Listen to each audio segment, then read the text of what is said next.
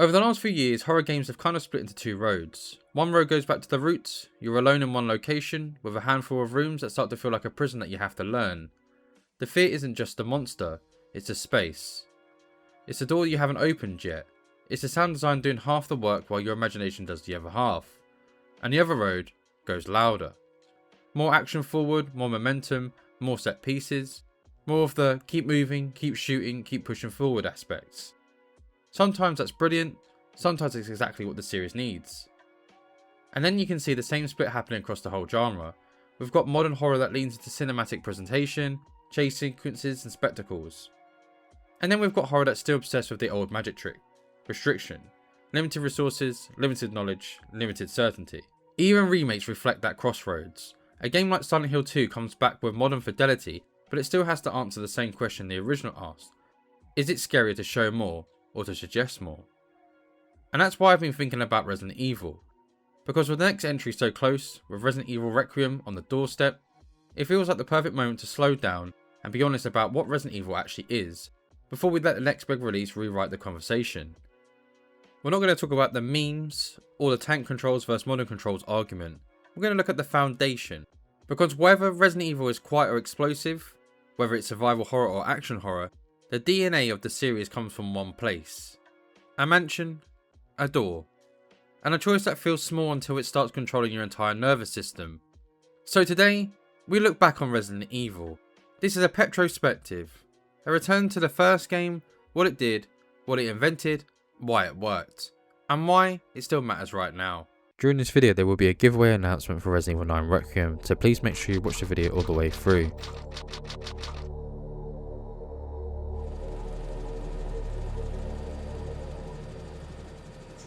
Alpha Team is flying around the forest zone situated in northwest Raccoon City, where we're searching for the helicopter of our compatriots Bravo Team, who disappeared during the middle of our mission. Found it? No, I haven't found it yet. Bizarre murder cases have recently occurred in Raccoon City. There are outlandish reports of families being attacked by a group of about 10 people. Victims were apparently eaten. Bravo Team went to the hideout of the group and disappeared. Resident Evil didn't appear out of nowhere. It arrived at the exact moment in the industry was changing shape. In the early 90s, horror games were still experimental. Alone in the Dark proved you could do cinematic horror with fixed camera angles and awkward movement. A kind of playable haunted house where the camera itself becomes part of the fear. And in Japan, Sweet Home, based on a horror film, already had the blueprint of a survival horror baked into it. Limited resources, key items, backtracking for a dangerous location, and that constant pressure of what if I waste this. Shinji Mikami, the director, and Tokaru Fujiwara was the producer, who basically said, what if we make this feel like a movie, but playable, and not a sleek Hollywood movie, a B-movie? That matters more than people realise, because Resident Evil 1 isn't scary in a modern prestige horror way. It's scary in a late night VHS rental way. It's Night of the Living Dead energy, isolated location, the slow dread of the undead, the feeling that safety is temporary and the building itself is closing in on you. And what makes that B-movie vibe work is the game doesn't try to hide it, it embraces it. The live action intro, the stiff delivery, the dramatic pauses, it's not just bad, it's part of the texture. It's like the game is inviting you into a horror tradition where you know it's theatrical. And that makes the moments of genuine dread hit harder because you weren't expecting the game to pull it off. Joseph!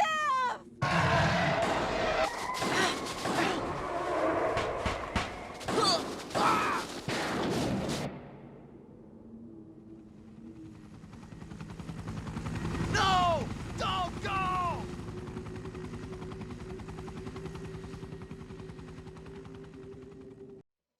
And then, the second you gain control, Resident Evil does something crucial.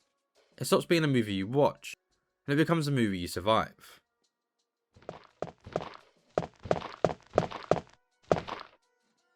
People remember Resident Evil as the zombie game, but zombies are the skin. The point is in the system underneath. Resident Evil is scary because it takes power away from you. It doesn't give you the freedom to improvise forever. It doesn't give you endless ammo. It doesn't let you hoard everything. It doesn't even let you save wherever you want. It gives you a tiny inventory that forces you to make painful choices. limited healing that makes every hit feel expensive, limited ammo that turns every trigger pull into a long-term decision, and a saving system that literally asks, is this moment worth permanence? And that's not just difficulty, that's philosophy, and it produces a specific kind of fear. Not the loud fear, but the quiet fear.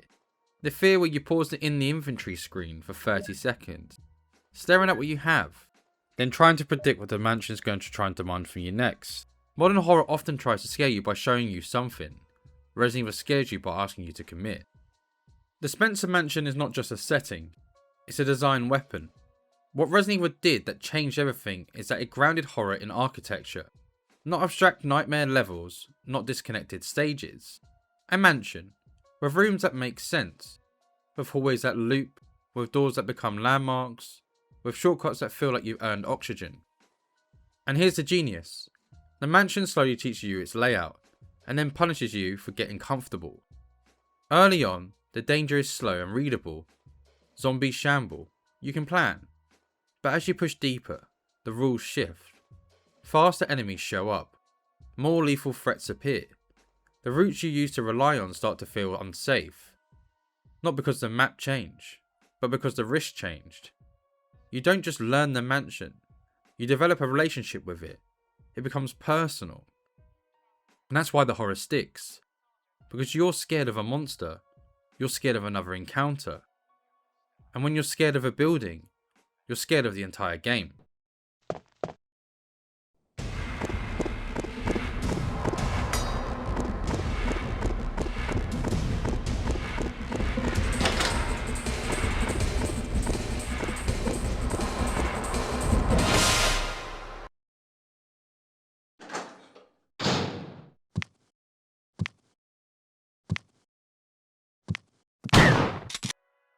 To really understand why Resident Evil worked in 1996, you have to understand how it actually felt to play it.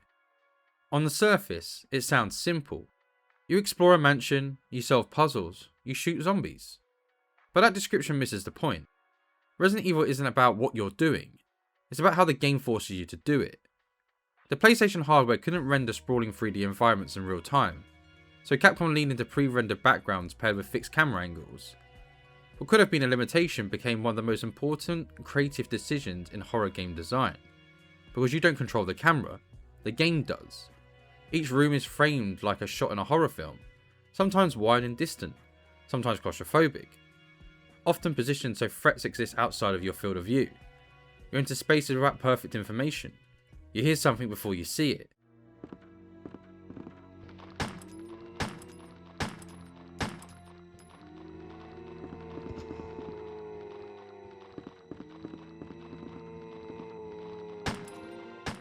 You step forward and the camera cuts, revealing what was hiding beyond the threshold.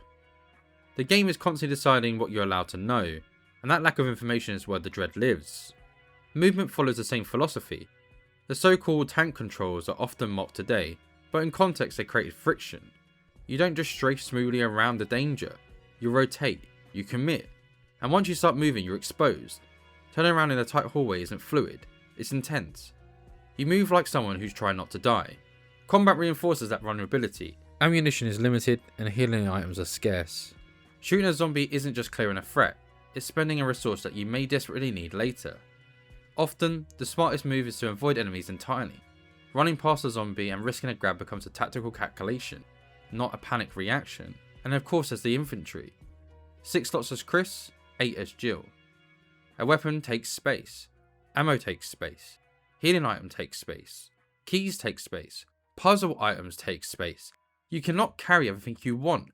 You can barely carry what you need. That limitation transforms survival into logistics.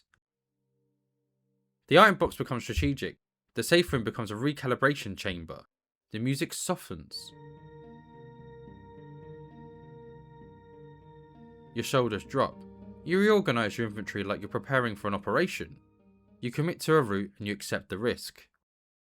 Even the door loading screens, originally just disguised as loading times, became tension devices.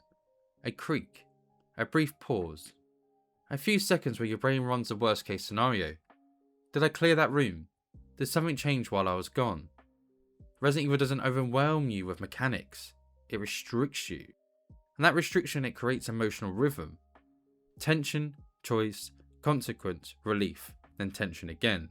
That loop didn't just make Resident Evil scary, it became the blueprint for survival horror.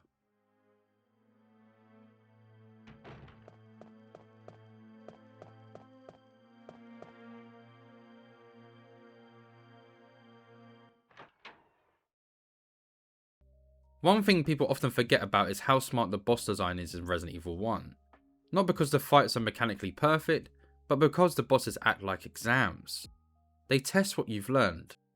Yawn, the giant snake, is a test of panic in space. It's about movement under pressure, and it introduces poison as a long-term consequence.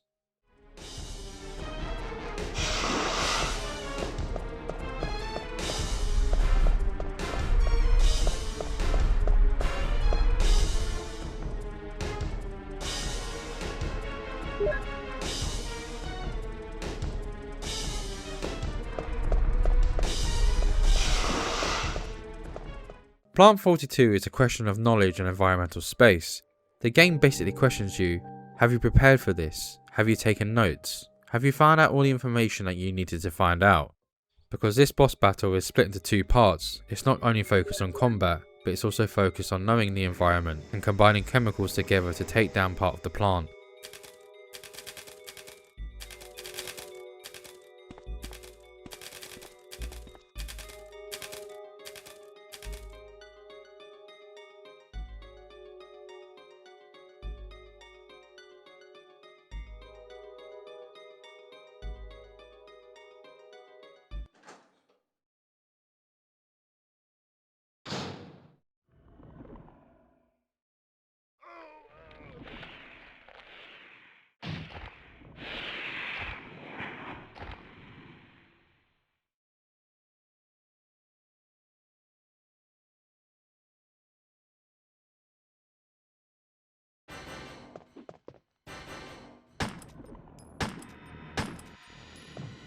Neptune the Shark is a test of environmental problem solving. You don't need to outshoot it, you just need to outthink it. And by that I mean, this isn't really a boss battle. It can technically be a boss battle, but you don't really have to do much. You just need to drain the water, but you don't even need to fight it. Once the water is drained, that's it, it's done.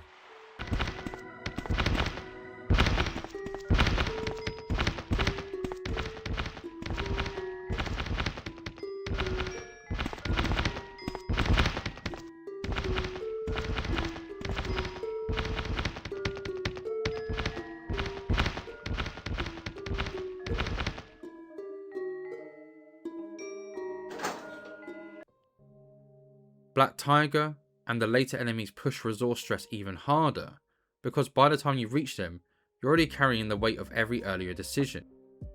And then the late game escalation. Hunters is where the game twists the knife.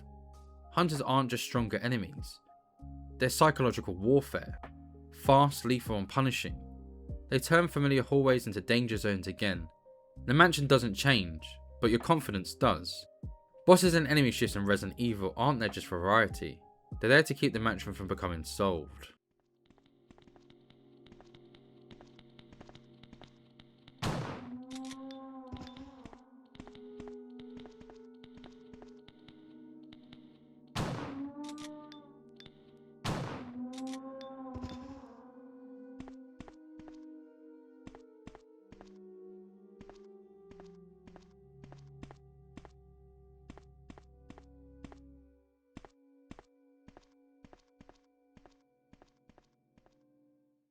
Now this video primarily focused on the PS1 version in 1996, however I could not skip past talking about the 2002 GameCube remake. It's worth mentioning for one specific reason. It proves what Resident Evil actually valued. Because the remake didn't replace the original, it clarified the design thesis. It asked, what if we take the exact same mansion philosophy and make the consequences sharper? That's why it added things like Crimson Heads, not as a random new monster, but as a mechanic that punishes complacency. That's why it expanded the mansion in ways that preserved the learning the building loop rather than turning it into a new game. And that's why additions like Lisa Trevor matter. They shift the mansion from lab accident horror into something that feels generational, cruel and human, like the building has a soul scarred into it. So when we mention the remake, it's not to change the topic, it's to underline this. Resident Evil's horror isn't about graphics or cameras, it's about a system that created dread. And the remake is proof that Capcom understood exactly what they built in 1996 and chose to make the screws tighter, not looser.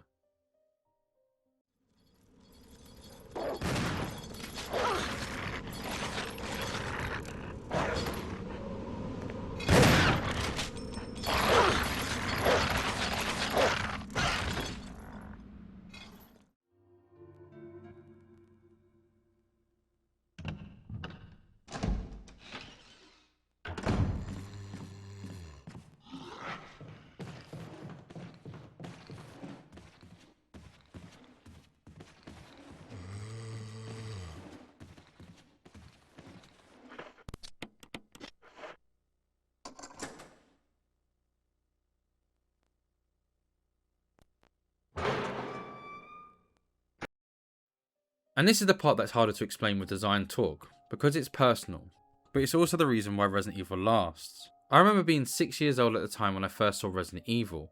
My older neighbour had a PS1, and of course this game.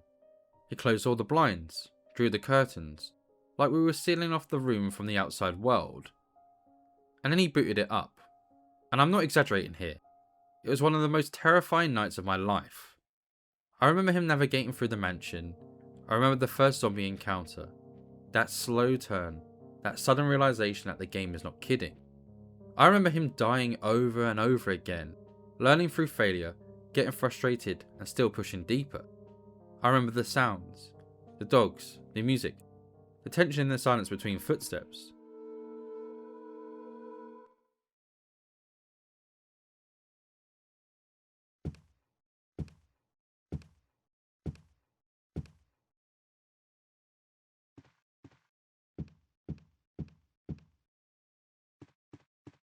And I hid under the covers watching him play it, like I was trying to make myself invisible to the TV. For years after that I avoided playing it myself, not because I didn't love it, but because it worked. It got under my skin. And then, when I was around 12, I finally played it. And I remember dreading going back into the mansion, but something was always calling me back, and that's what makes Resident Evil special. Not because it scared you once, that it left a mark deep enough that years later, you still remember the shape of that fear.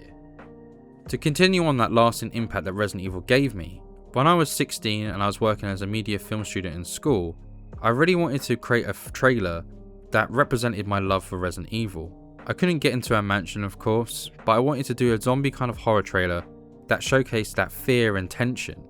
So here's a brief clip from that moment, just to show that lasting impact that Resident Evil has had on me.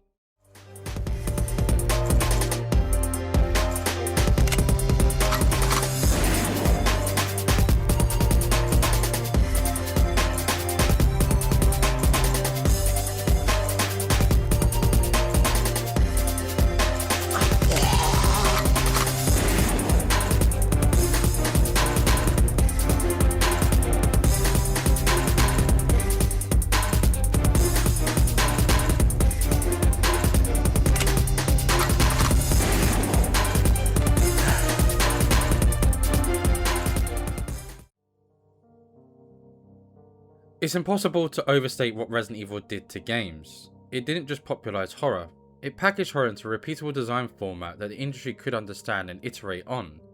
Resident Evil proved that horror could be systematic, not just scripted. Pacing could be intentional like music. Exploration could be tense without needing constant combat. Limited resources could create drama as effectively as cutscenes. And it created a template that echoes everywhere. In survival horror, in action horror, in adventure games that borrow inventory tension and safe room structure. Even in modern games that don't look like Resident Evil at all, but still use the same emotional math.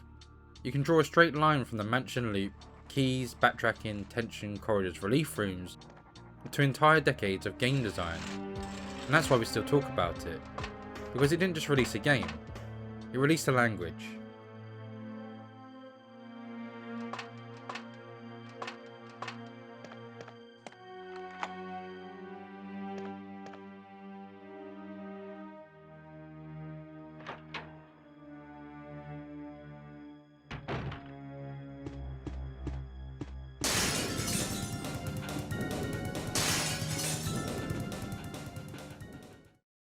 Most franchises change and lose themselves. Resident Evil changed constantly and somehow survived it. But the reason it survived isn't because it got bigger or because it modernized. It survived because it kept reinterpreting the same core question. How do we make the player hesitate? Sometimes that hesitation comes from survival mechanics, tight inventory, limited ammo, limited saves. Sometimes it comes from action pressure, the push forward combat loop, the constant momentum, the fear that you're going to be overwhelmed if you stop moving. Sometimes it comes from perspective, first person intimacy versus third person readability. But underneath all the reinvention, the series never fully let go of the mansion idea, a hostile space that you have to learn, manage, root and survive. That's why even when Resident Evil gets loud, you can still feel the quiet underneath it. Help me, please. The door won't open. Quick! Stay away from... So, we have to be honest about why Resident Evil still matters. Resident Evil became a titan not because it was flawless, but because it understood the fear structurally. It understood that horror lives in mechanics, in limits, in hesitation, in scarcity, in the cost of being wrong. It invented an emotional rhythm that still works decades later, and once you've felt it, you recognise it everywhere. And maybe that's the real reason the mansion never leaves us, because it didn't just scare us. It taught us what fear feels like when it's designed, not just delivered. And that brings us to the next door. So why revisit Resident Evil 1 now? Because Resident Evil 9 Requiem appears to be doing something interesting. Not abandoning this series' identity, but rebalancing it. From what we know, Requiem looks like it's returning to enclosed survival horror spaces, tight environments with limited resources, deliberate tension. The DNA of the original mansion. At the same time, it embraces the modern action lineage that Resident Evil 4 cemented, readable combat, movement confidence and forward momentum. In other words, it looks like it's acknowledged both halves of the franchise, the suffocation and the release valve. So revisiting Resident Evil 1 isn't nostalgia, it's context. If Requiem truly wants to balance survival horror and action, then the blueprint for that balance lives in 1996. Because Resident Evil has always been about one question: how do you make the player hesitate? Not just freeze, not panic, but hesitate. And if Requiem understands that, if it remembers the fear isn't about chaos, but about control slipping just enough, then the mansion isn't just history, it's a guide.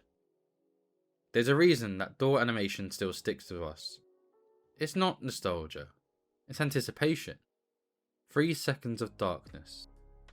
A creak, a pause, and then you step through. Requiem is another door, and before we open it, it's worth remembering the first one. Because before Resident Evil became an action franchise, before it became cinematic, before it reinvented itself, it was a mansion, and a system, and a kid hiding under the covers, too scared to look, but unable to look away. Thank you for watching. If you enjoyed this video, please drop a like and maybe leave a comment about your favourite Resident Evil memory and if you will be picking up Resident Evil 9. If you want to be kept up to date with more video releases, please subscribe to my channel, I really appreciate it.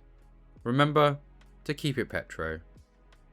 I'm going to be giving away a Resident Evil 9 Requiem game code on this video if you have subscribed to this channel and the video exceeds over 10,000 views or over 1,000 likes by the end of April 2026. This is going to be a European PS5 game code, so to be in a chance to win this game code, make sure you share this video, drop a like and subscribe to the channel. Thank you for watching and good luck, and let's hope this video reaches the requirements.